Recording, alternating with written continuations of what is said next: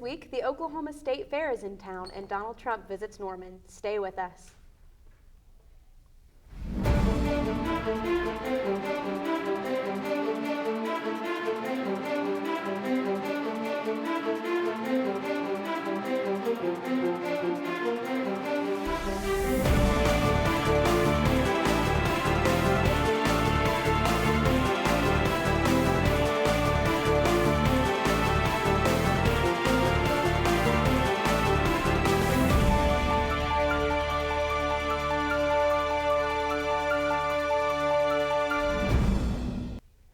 Welcome to this week's News 30. I'm Alyssa Sperazza. And I'm Hannah Lounsbury. Many Oklahomans are still a little nervous to go to the pump since the gas recall that happened late last August. The fuel was in question damaged several vehicles in different areas of the state due to the gas containing an unusually high amount of ethanol. Drivers who are concerned about the state of their fuel are advised to use 100% gas for the first time being. At this point, it is believed that all the fuel has been recalled, and there is a full list of all that is affected stations posted by the Oklahoma Corporation Commission, available online at occeweb.com.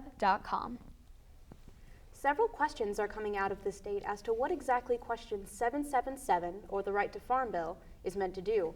If passed, the new bill will add 3 provisions to the state constitution under Article 2. The 3 rights added include the right to make use of agricultural technology, the right to make use of livestock procedures, and the right to make use of ranching practices. Every major farmers association in and around the state seems to be in unanimous support of the bill and seem confident that the bill will pass. The bill is meant to protect farmers from future bills that place what they call unfair or unrealistic environmental standards on farmers. We spoke with members of the Oklahoma Pork Council about what they thought was the biggest threat to Oklahoma farmers. They said it was out-of-state activists being able to come in and put restrictions on them. And presidential nominee Donald Trump will be visiting Norman this Saturday to attend a private fundraiser near the campus.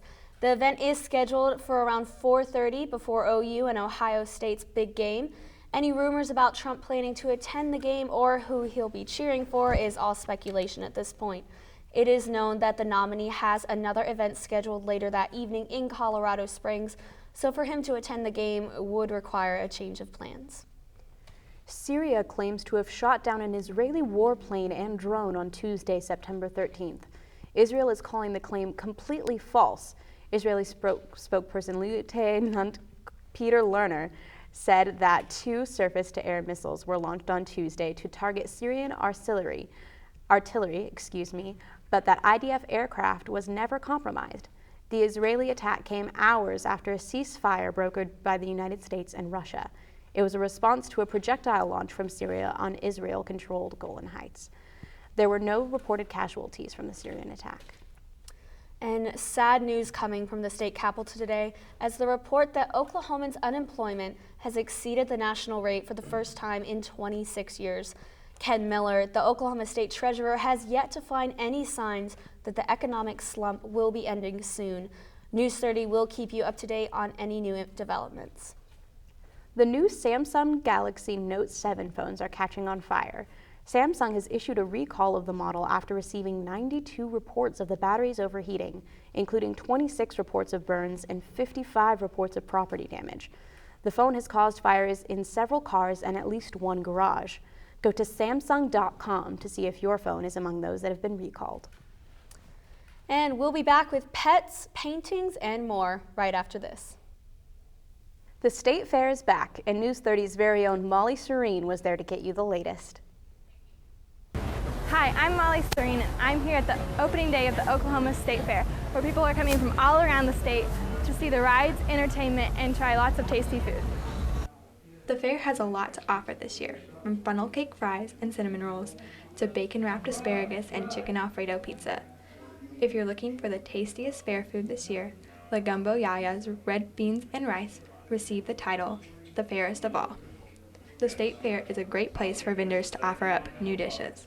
Yeah, this is the competition pack here at the Sweet Shop. It consists of a Oreo cinnamon roll and our pineapple upside down cake roll.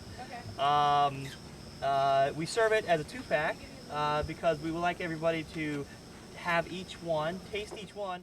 A major attraction at the fair is Disney on Ice. This year's performance will include characters from Cars, The Little Mermaid, Toy Story, and Frozen. The show will be running up to September 20th.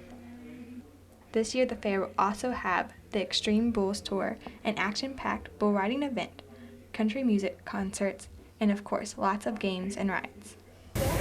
You can come enjoy the State Fair starting today through September 25th. Make sure to check out their website or their mobile app to see discount days and daily event schedules. I'm Molly Serene, News 30. And one Shawnee business has been showing love to pets all this week. Tractor Supply has partnered with Animal Rescue Center and the Doggy Spot to put on Pet Appreciation Week. Events have been taking place throughout the week, but if you missed out, don't worry. This week's main event will take place on this Saturday. The main event will take place at Tractor Supply at 4850 Shawnee Mission Drive and will include a bake sale, pet photos, and dog races. Looking for something new to read? The Shawnee Public Library is celebrating the nationwide Banned Book Week from September 25th to October 1st with Freedom to Read. Banned Book Week began in 1982 as a response to book being censored from and removed from libraries, schools, and stores. The library will begin its Freedom to Read celebration on September 24th with a movie day starting at 1 p.m. The movie that will be shown is based off a book that has been previously challenged. The library's website describes the movie being an 11-year-old boy who discovers that he's a wizard and is rated PG. No registration is required prior to the event, and free snacks will be provided to attendees. Is that Harry Potter? That's the only 11-year-old wizard I know of. I guess you'll have to show up to find out. And good news from the Oklahoma State Capitol. Governor Mary Fallin announced the Oklahoma Connect and Learn initiative. The governor says the initiative is a voluntary program that works with schools to use existing funding efficiently and effectively to maximize opportunities to provide high-speed broadband and Wi-Fi access to students across Oklahoma. She wants all students in Oklahoma to get online at speeds that can support digital learning. Tomorrow, Tecumseh will begin their town's birthday celebration with the annual Frontier Days celebration. The event will take place all Friday and Saturday on Broadway in downtown Tecumseh. It will host 50 different vendors selling food, art, clothing, and crafts. There will also be a car show featuring cars from nearly every generation and a carnival to keep the kids and family entertained all day long. For more information on the event or for an idea of the vendors that will be represented, you can go either to Visit Shawnee website or to the Tecumseh Frontier Days Facebook page. And the Shawnee Library is unveiling a new edition September 19th. The library is dedicating a mural celebrating its Teen Summer Reading Program. The mural was painted by the program's teens and is called Scenic Shawnee Home, Heart, and Ceremony. The ceremony is open to the public and will begin at 5 in the afternoon with a reception afterwards. On Saturday morning, the manager of the Salvation Army's Family Store in Shawnee arrived to find it burglarized. This is the store's third break-in this year. The doors on the west side of the building had been pried open. Money was stolen, and displays containing jewelry and designer jeans were damaged. The last break-in at the store occurred 7 months ago. Shawnee Salvation Army Captain Jamie Clay said that the store was closed the rest of the day while the property was secured. The Salvation Army asks the public to report any suspicious activity around the property. The McLeod Library has the buzz on books released this fall. The library's Book Buzz event will be Thursday, September 22nd at 6:30 p.m. A representative from Penguin House Books will present the year's fall and winter releases. Attendees will receive an advanced reader's copy, tote bags, and book catalogs. The program is open to ages 18 and up. No registration is required prior to the event. To learn more, visit the event's website at www.pioneerlibrarytystem.org/McLeod, or you can call the library at 964-2960. We'll be right back with this week's weather forecast after this. Hot and muggy morning has now developed into a rainy afternoon that could stick around into this evening. Welcome back to News 30. I'm Jake Nelson with your latest News 30 weather forecast. Getting right into it, the forecast lets us look at the current weather outside. 69 degrees outside the studio right now, winds at 6 miles per hour out of the southwest. Temperatures got up into 86 degrees here in Shawnee, nowhere near the record high of 100 degrees, thanks to the afternoon showers we experienced. Highs got into the upper 80s for Shawnee, 85 for places like Tecumseh, Seminole, and Pink. Scattered thunderstorms across the state right now. Rainfall all across Canadian, Grady, and Potawatomi counties. Rain chances continue into this week in the evening and into tonight.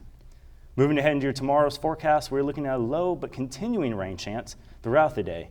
Highs in the upper 80s, reaching 86 by 5 o'clock, and cooling down into the lower 70s for tomorrow night. Continuing to your weekend forecast, those rain chances are continuing into Saturday and Sunday, but they are expected to remain low around 40%. High of 88 on Saturday, 87 for Sunday. And looking ahead towards next week's forecast, highs in the upper 90s for the beginning of next week, with rain chances moving down into 20%, then cloudy skies and highs in the mid to upper 80s to finish off the rest of your week. And now you're up to date with News 30's latest weather forecast. Right after the break, Dakota Carrington with this week's latest sports update.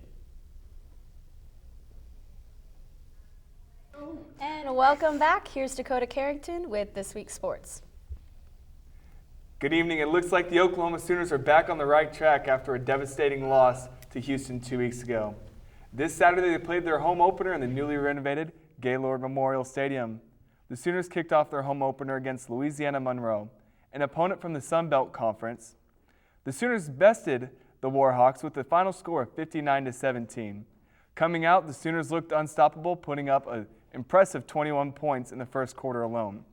Overall, the Sooners had a total of 640 yards of total offense and an impressive 30 first downs. My personal favorite moment of last weekend's game was when former walk-on Nick Basquine scored his first ever collegiate touchdown. This week, the Sooners take on the Ohio State in Norman. For the Sooners to have a chance in the playoffs, they will have to beat the Buckeyes, but Urban Meyer and his Buckeyes are favored to win this weekend.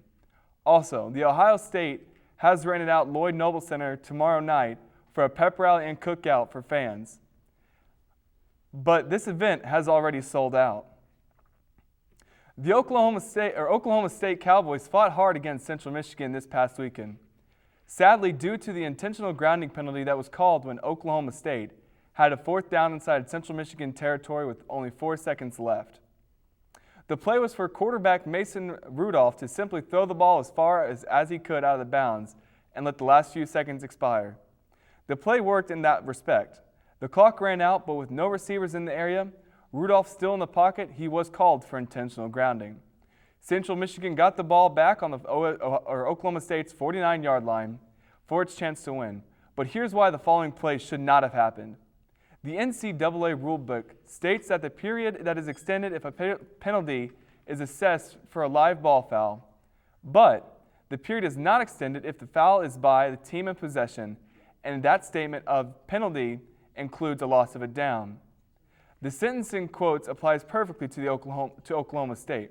The Cowboys had the ball and committed a foul, intentional grounding, that includes a loss of a down. Oklahoma State appealed the loss, but was denied.